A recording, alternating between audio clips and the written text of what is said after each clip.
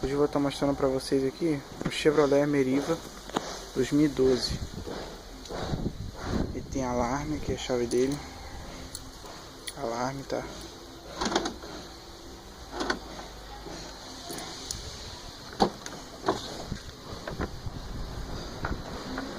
É a versão mais completa, tá? Que é airbag duplo. Ali o computador de bordo, tá? Carro bem legal. Eu particularmente gosto muito desse carro, tá? Na minha opinião, hoje em dia o Chevrolet não é como antes. Na época que ela utilizava carros da Opel era bem melhor, na minha opinião. Aqui os bancos, tecido ótimo, confortável. Aqui o forro, pisos elétricos, one touch. Tá mostrando a parte de trás aqui pra vocês.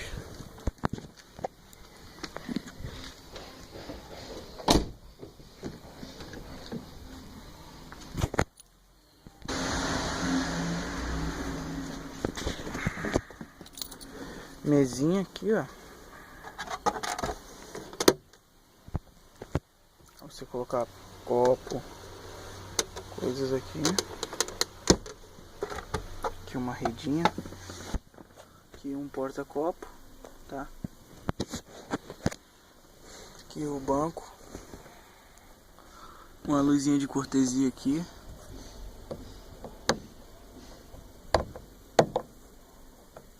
Bem legal. Tô mostrando o para-sol aqui pra vocês que eu acabei esquecendo. Tampinha aqui do lado, tá? Aqui o painel. Rádio AM FM de fábrica, tá? Câmbio manual. Tá mostrando a parte traseira ali pra vocês.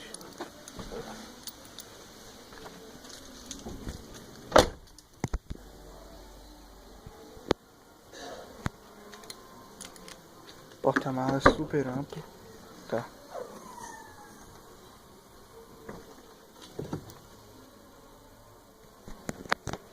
Esse em especial tem o GNV, mas sem o GNV ele é um ótimo porta-malas, tá?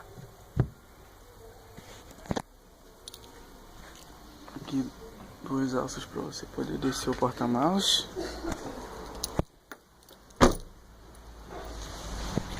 Tá mostrando a parte do motor para vocês. Motor 1.4 Econoflex, tá?